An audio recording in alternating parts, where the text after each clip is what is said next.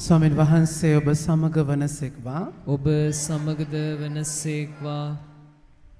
මාත් මගේ සුද සුවිශේෂයෙන් උපුටාගත් කොටසකි.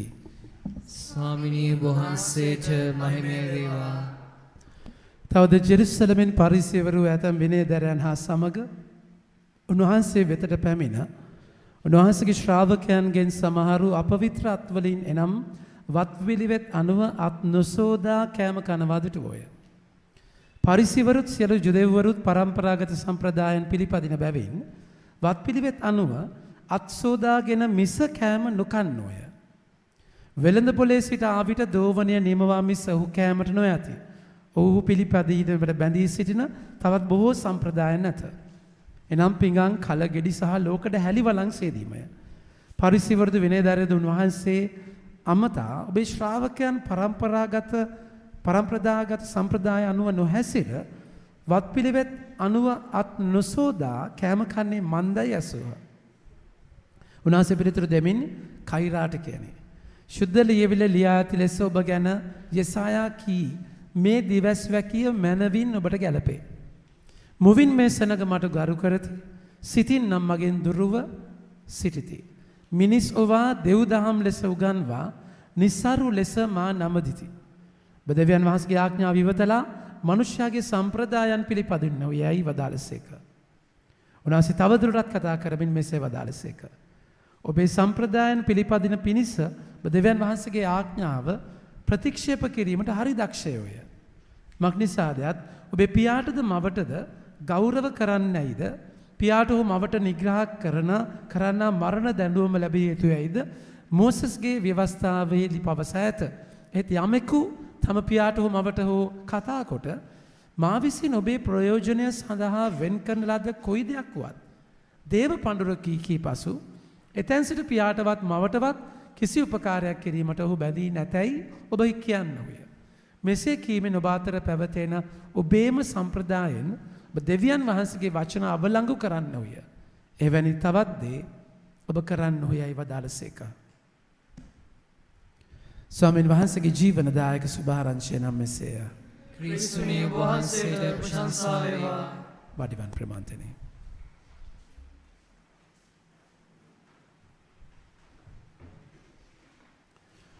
මගේ ආදර ප්‍රමාන්තනේ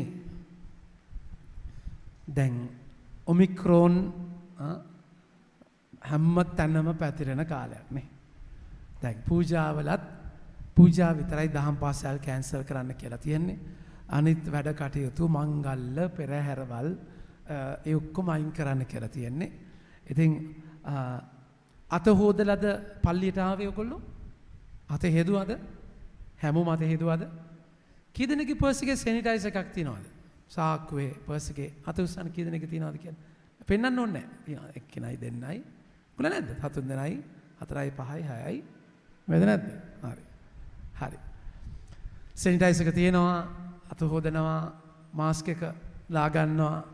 දැන් ඇත්තට මාස්ක් එක අමතක වෙනවද ඔබට එළියට යද්දි? දැන් හීනෙනුත් දා ගන්නවනේ. සමහර අය හීනෙනුත් දා ගන්නවා මොකද බයට. ඒ කියන්නේ නිින්දෙන් කියන්නේ හස්බන්ඩ්ට කොරෝනා නෙමෙයි මං කියන්නේ. තේරුණාද කියන එක. හීනෙන් ඕක කොරෝනා ඇදුනොත් එහෙම. ඉතින් ඒ වගේ පරිස්සම් තැන අනිවාර්යයෙන් ඒක කරන්න ඕනේ. නිින්දෙන් දා ගන්න ඕනේ නැහැ. නමුත් අනිවාර්යෙන් කරන්න ඕනේ. ඒක ලස්සන දෙයක්. ඒක වැදගත් දෙයක්. මොකද ඒක මම දකිනවා චැරිටි. ඒක අපි දයාවේ ක්‍රියාවක්. එහෙම නැතු නෑ එහෙම නෑ ඕක මොකද්ද ඔය නිකන් වෛරස් එකක් ඔය ගානක් නෑ කියලා ගිහිල්ලා හතර වටේ පතුරලා එන්නේ නැතුව තමුන්ට උණ වගේ තියෙනවා නම් අනිවාර්යෙන් පල්ලියට ඇවිල්ලා ෆාදර් කියලා බ්ලෙස් කරගන්න ඕනේ. තේරුණාද කියන එක? පැත්ත පළාතක ඉන්න එපා. තේරුණාද කියන ගෙදරට වෙලා පොඩ්ඩක් ඉන්න. ඉතින් මගේ ආදර ප්‍රමාන්තේනි. ඉතින් දැන් මේක අපි අයිති කරගන්න මේක අපේ සිස්ටම් එකේ. ඉතින් අපේ අම්මත් පොසිටිව් වුණානේ. හරිද? අපේ අම්මත් පොසිටිව් වුණොත් තිබ්බේ නැහැ. නිකන් උගුර රිදෙනවා කිව්ව නිසා අක්කගේ දුව A level කරන්න තියෙන නිසා දුව ගාවට යන්න ඉස්සෙල්ලා චිකන් PCR එක චෙක් කරාම පොසිටිව්. තේරුණාද? පොසිටිව් කියන්නේ දැන් ඉතින් හොඳ වෙන හරිය ඉන්නේ. දන්නේ නැහැම තිබ්බයි කියලා. ඉතින් මම ගියා අම්මට බඩු ටික දීලා බෙහෙත් ටික දීලා එන්න. ඉතින් පොඩි උන් නංගිගේ පොඩි උන් දුවගෙන එනවා. ස්වාත් මම කව අම්මනේ මේ පුතා ළඟට එන්න එපා. තේරුණාද කියන එක ඇවිල්ලා බදා ගන්න පුරුද්දට. ඉතින් පොඩ්ඩක් අයින් වෙන්න කියලා බඩු ටික තියලා මගේ කසින් මාමා කෙනෙක්ගේ මගේ මාමගේ පුතා ආවා. හලනයියේ කොහොමද වෑන් එක දැකලා ආවේ කියලා එන්න තඩි ලොකු වතුමයි ප්‍රේමන්තනේ තේරුණාද නාකදපර කියන්නේ පොල්ල වතු එන්න මොන මේ වගේ නෙමෙයි හොඳට ඉඩ ගන්න තියෙනවා මිනිහා බයිසිකලේ ආවා මං කිව්වා මල්ලි මොකද මේ කරන්නේ කට්ටියට පොසිටිව් කිව්වා බයික් එක ස්ටාර්ට් කරගත්ත කෙලින්ම මිනිහා පිළි පාරේ තේරුණාද කියන්නේ මාරාන්තික බයි ඉතින් මගේ ආදර ප්‍රේමන්තනේ දැන් කොරෝනා කල්චර් එකක් නේ දැන් තියෙන්නේ කොරෝනා කාලේ අපි කොරෝනාම වෙලා තියෙන්නේ. දැන් මම දන්නේ ඊට පස්සේ මොනවා මේ අවුරුදු දැන් දෙවෙනි අවුරුදු විතර යන්නේ. ඔහොම යද්දී නිකන් මොන වගේ කාලයක් වෙයිද දන්නේ නේ? මොන වගේ කාලයක් වෙයිද දන්නේ නැහැ. ඒ තැනදී එක්තරා විදියකට දැන් මිනිස්සුන්ට ඒක අමතක වෙලා ඒක ගණන් ගන්නෙත් නැහැ. අනිත් පැත්තෙන් දැන් කොරෝනාම තමයි ඉතින්. අනේ මන් දන්නේ ඒකත් එක්කම තමයි මුළු ඔළුවෙම තියෙන කොරෝනා කියන කතන්දරේ. දැන් මම අහුවනේ කී දෙනෙක්ගේ පර්ස් එකේ සැනිටයිසර් තියනවද කියලා කී දෙනෙක් අත හොදගෙනද කියලා තේරුණාද හරි ඒක අපි කරලා තියෙනවා දැන් මේකට උත්තර දෙන්න එපා හරිද නිකන් අහගෙන ඉන්න මම ප්‍රශ්නේ අහන්නම් ඔබ අහගෙන ඉන්න මොකද උත්තර දෙන්න එපා මම දන්නවා දෙන උත්තර බොරු කියලා අන්තිමට කොමිසම් කරේ කවදාද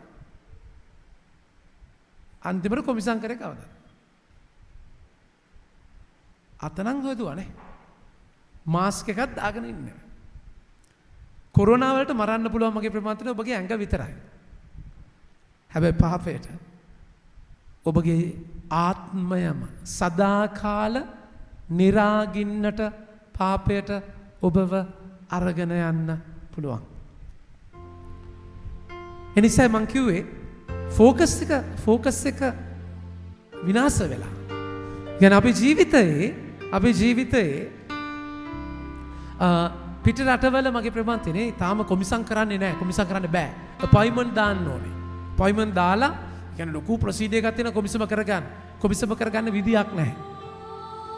නමුත් ඔබගේ මගේ ජීවිතයේ මම මේ කතා කරන්නේ අපි බාහිරව නිරෝධාන පිළිවෙත් ගැන නෙමෙයි. ඒක අනිවාර්යෙන් අපි කරන්න ඕනේ. මට පුළුවන් උපරිම ඒක කරනවා. අනිතර කරන්න උදව් කරනවා. පූජාවට දෙන සමිතියේ ළමයින්ට අල්තාරේට ඔක්කොටම සැනිටයිස් කරන්න බෝතල් ගණන් ගෙනත් දීලා තියෙනවා. ෆාදර්ස්ට වෙනම බෝතලයක් තියෙනවා. මම කියන්නේ සැනිටයිසර්. හොඳයි. තේරෙනවද කියන්නේ? එතකොට එහෙම තියෙනවා. මාස්ක් මම දරුවන්ටත් මාස්ක් දෙනවා. බල්බ් ටින් ගන්න මට කරන්න පුළුවන් දේ මම කරනවා. මම දන්නවා ඒක ජේසුස් මගෙන් බලාපොරොත්තු වෙන දෙයක් කියලා. එතකොට ඒ තැනදී මගේ ආදර පුතේ මගේ ආදර ප්‍රේමාන්තයනි ඒක නෙමෙයි මම කියන්නේ. ඊට වඩා මම කොච්චර මගේ හිත ගැන හිතනවද?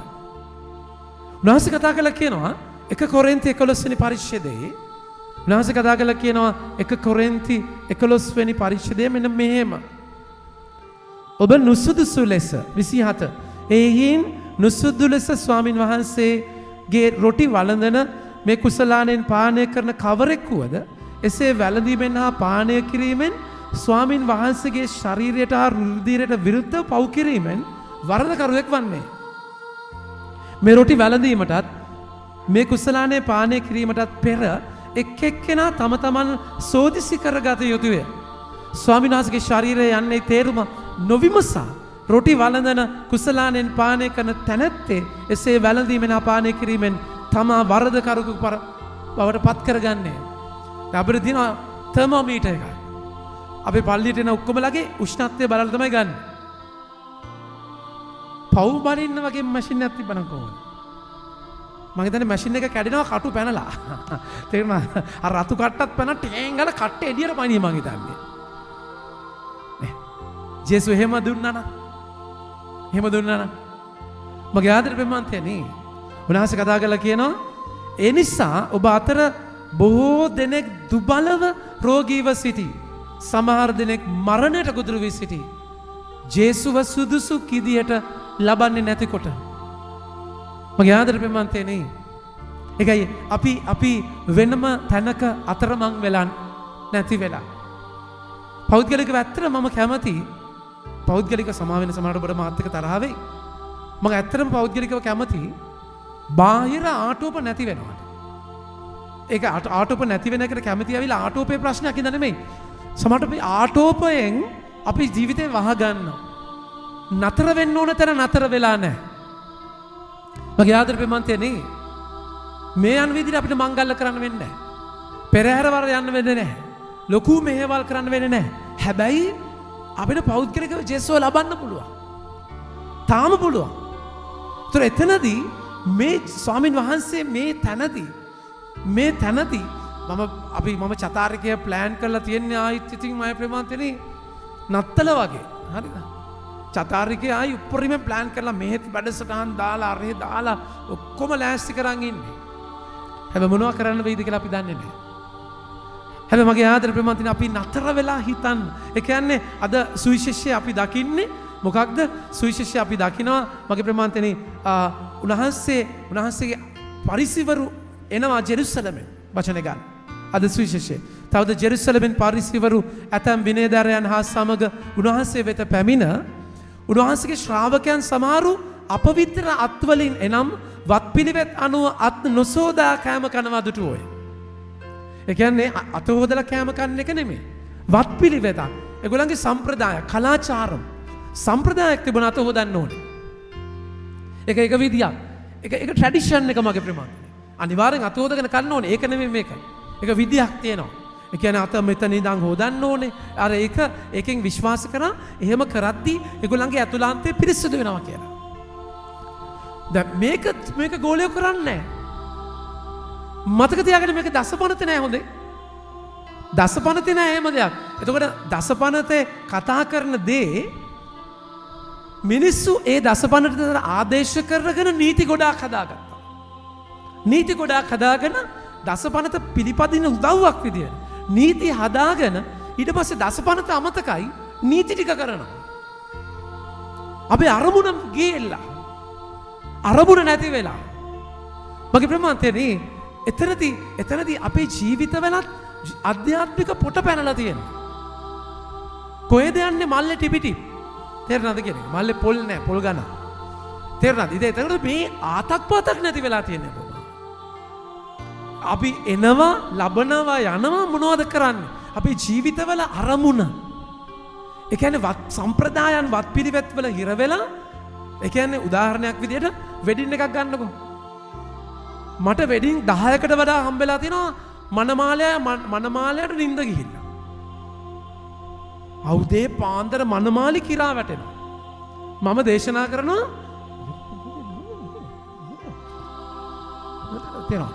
මනමාලිගේ අම්මා අපේ ගිය සතිය වෙඩින් එකේ මනමාලිගේ අම්මා ෆෝන් එක අරගෙන ගිහලා එළියට ගිහලා කතා කරනවා. තේරෙනවද කියන්නේ? දැන් එතනදී මේ මොකක්ද වෙන්නේ? පල්ලිය මොකක්ද වෙන්නේ? දැන් සම්ප්‍රදායන් ගොඩාක් එක්ක අපිවම අතරමං වෙච්ච තැන. මම කෙලින් ප්‍රශ්න අහනවා ඒකට. ඔව් අසෙල කියන්න බලන්න දැන් ආද කියලා මිනිහාට දැන් මනමාලි අනිනෝ මෙහෙම තේරෙනවද කියන්නේ අර පාන්දර ඉඳන් නැගිටගෙන වෙනම කතන්දරයක්. ඉතින් මේ කව් අරවයි මේවයි ප්‍රීෂූට් අරවයි කියන්නේ අරමුණ නැති වෙලා අපේ ජීවිතේ මේ වගේම තමයි. ඒ කියන්නේ අත්හොද ගන්න ඒක තමයි මේකයි අත්හොදන එක ගත්තේ. ඒ කියන්නේ මේ දේවල් එක්ක හිත ගැන හිතන එක. හිත ගැන ගනුදෙනු කරතන අමතක වෙලා. මගේ ප්‍රමාණයට ඒක හරි කපටි විදියට අපි සැලසුම් කරනවා. දැන් එතන ජේසු ඉන්නවා. පරිසිවරු දැන් මෙතන ජේසු එයත් ගෝලියොත් එක්ක ජේසු කෑම කනවා. ගෝලියෝ ජේසු ඉන්නවා. හැබැයි හිතන නෙමේ ජේසුව පේන්නේ අත හොදලා නැහැ. අතේ දුවේ නැහැ. ජේසු අංශභාග රෝගියාට කියන මොකක්ද? යහන රැගෙන යන්න මම ඔබගේ පව් කමා කරලා ඉවරයි. මනුෂ්‍ය පුත්‍රයාණන්ට මේ පොළවේ පව් සමාවේ බලය තියෙනවා. සබන් වලට බෑ, සැනිටයිසර් වලට බෑ පව් සෝදන්න මගේ ප්‍රමාන්තනේ. ඒක සෝදන්න පුළුවන් ජේසුගේ ලෙවල් වලට විතරයි.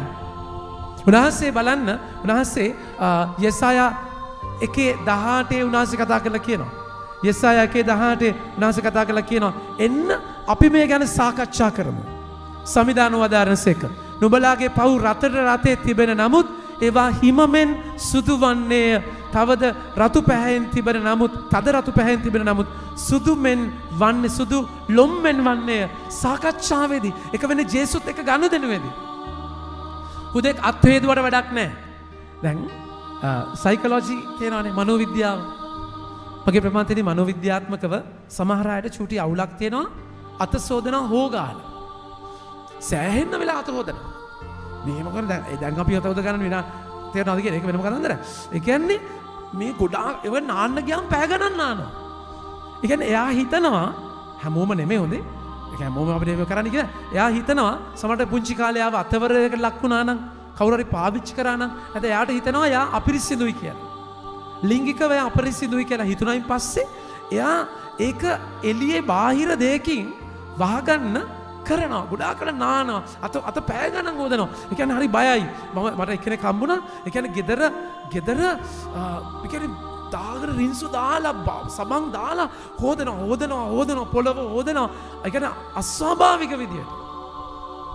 සමහරලාට චුට්ටක් මේක පොඩි එහෙම ගතියකුත් තියෙනවා. පොඩි අවුල් වෙච්ච ගතියකුත් තියෙනවා. නැත්නම් අම්මලාට පොඩි අවුලක් තියෙනවා. ඒ සමහර බැන හොදන්න.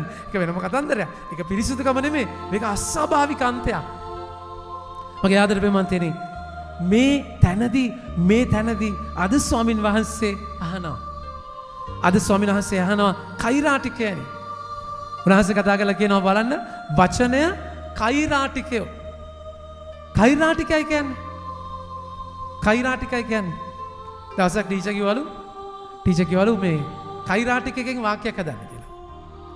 කෛරාටිකයෙන් වාක්‍යයක් හදන්න. කොල්ල හැදුවල මොකද්ද? වැද්දා මස් ටික කෛරාටික බොයි. මස් කෛරාටික බොයි. කෛරාටික. තේරුණාද කියන්නේ? මගේ ආදර ප්‍රේමනේ කෛරාටික කියන වචනේ එන්නේ හිපොක්‍රිට් කියන වචනේ ඉංග්‍රීසි. හිපොක්‍රිට් කියන වචනේ ග්‍රීක මාස් අර්ථය තමයි නළුවා. නළුවා කියන්නේ රඟ දක්වන කෙනෙක්, බොරුවක් කරන්නේ. ඒ කියන්නේ තමුගේ ඇතුලේ හෙන කුණු ජරාව තියාගෙන එළියේ මාර ලස්සන ගනුදෙනුවක්. තේරෙනවද කියන්නේ? ගොඩාක් වෙලාවට නේ දේශ පලන ඇයි සුදු අඳින්නේ?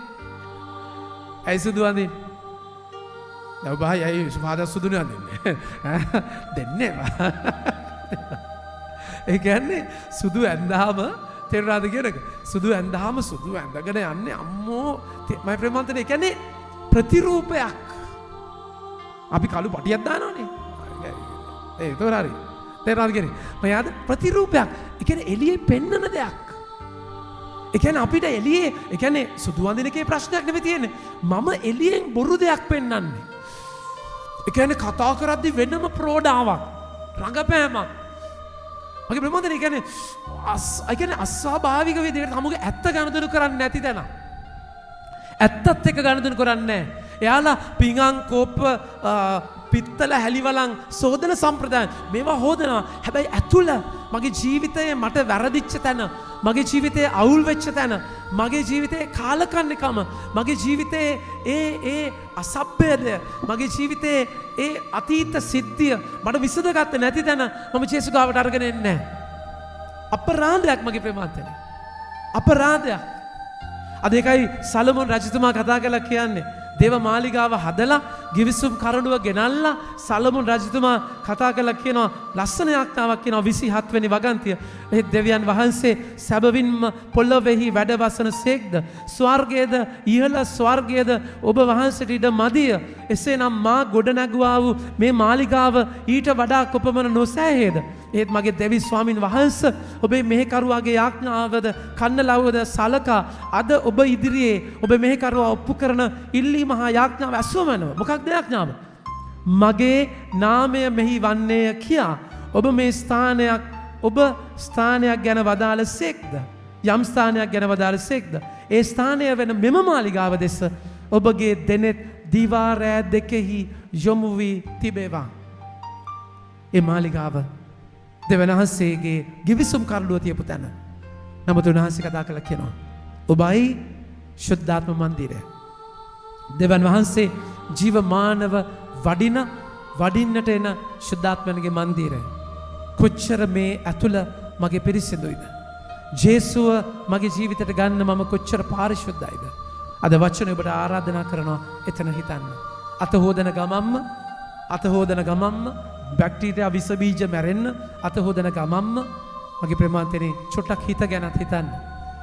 ජීවිතේ බැක්ටීරියාව එන්ට වෙන්න පුළුවන් මේ නහය ඇස් අපි මුඛය අපි ආවරණය කරගන්න පරිස්සම් වෙනවා. මගේ ජීවිතේට පාපය රින්ගන්න පුළුවන් තැන් කොහෙද?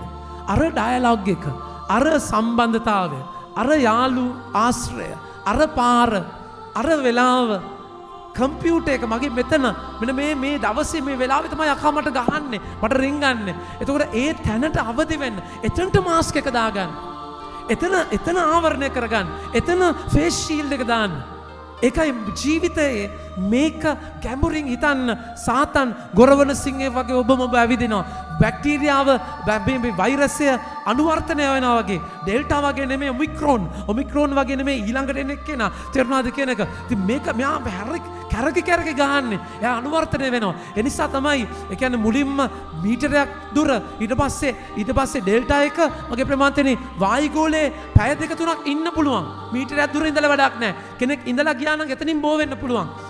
ඔමික්‍රෝන් එක ඊට වඩා වේගෙන් හැදෙනවා. ඉතින් මේ වෛරසය අනුවර්තනය වෙනවා.